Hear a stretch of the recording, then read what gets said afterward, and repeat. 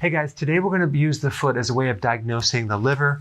And of course, my disclaimer here is that you're not really diagnosing a liver disease. You have to go to the doctor and have them do tests to figure that out.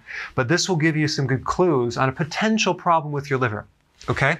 That being said, let's dive in. And these are just little indicators that can actually help you narrow things down. First thing we're going to talk about is the little red and brown dots. They can be larger and smaller. And you can also have like a little shininess to them. They're usually on the lower leg.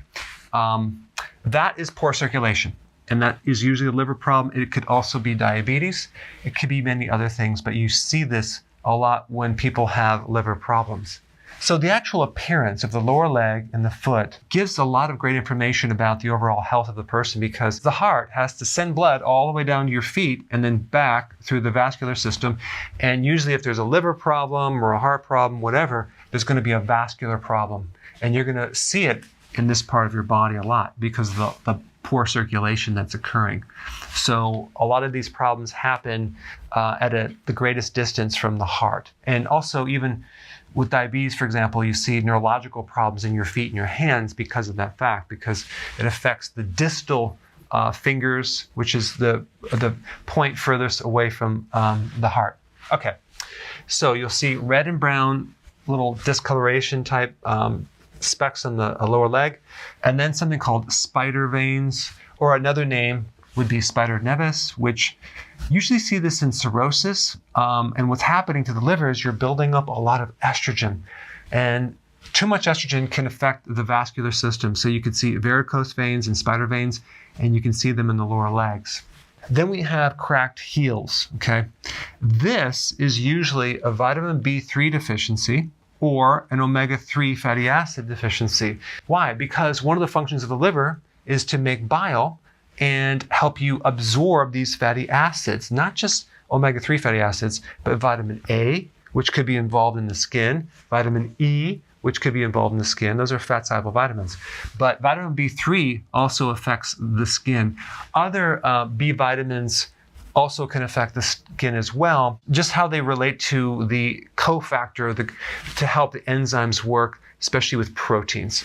So B3 deficiency can create a problem. Another name for that would be pellagra. People with pellagra, which is a B3 deficiency, have a lot of skin issues.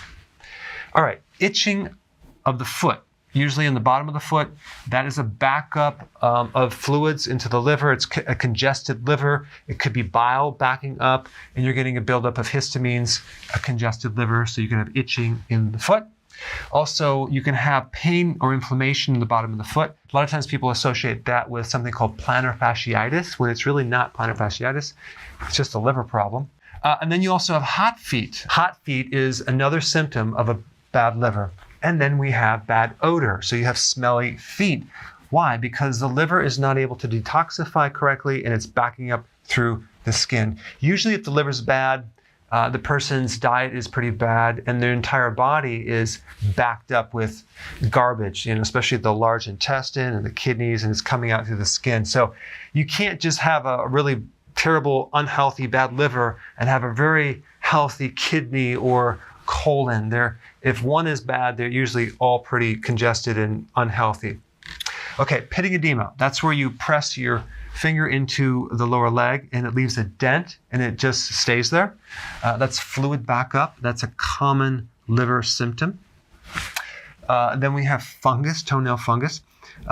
People with liver problems have a higher level of fungus growing on their body because they usually have an imbalance in the microflora in the gut. And that is going to relate to an overgrowth of fungus and yeast on the outside of the body. So that's why you see like dandruff and psoriasis, toenail fungus. And then the nail bed, and it could actually happen on the hands or the feet. The nail bed is going to be white. You're going to usually lose that little moon-shaped thing, luna, down here. So it's going to be white because of the poor circulation that's occurring on that nail bed. All right, so then the next question is, what really causes liver problems? A lot of things. One big one is the side effect from medications. Another one is a lot of sugar in the diet, especially high fructose corn syrup. cooked foods. So if you're just having canned foods, which are pasteurized, and you're not having anything raw, that's eventually going to be very, very hard on the liver and the kidney. And also a lack of any vegetables. And if you're eating junk food combined with that, you have no enzymes to put in the body, no antioxidants from these vegetables. So that can be a problem. Excessive alcohol, that's a given. And then excessive protein. So if you're doing massive amounts of protein, it built up a lot of nitrogen waste. Over time, that can then overload the liver and the kidney and put a lot of stress on it. So if there is liver damage or kidney damage, you want to go a little lower on the protein, higher in the vegetables. Okay, so now what is a good diet for the liver? Now, if you're new to my channel, click the link down below. I will show you a combination of a healthy ketogenic diet and intermittent fasting. Okay, so that's what I'm going to recommend. For those of you that are not new and you've been on my channel, if you watch a lot of videos, you already know this. You're on the program. You're already getting great success. So go ahead and put your comments down below so the new people can see that that really does work. All right, thanks for watching.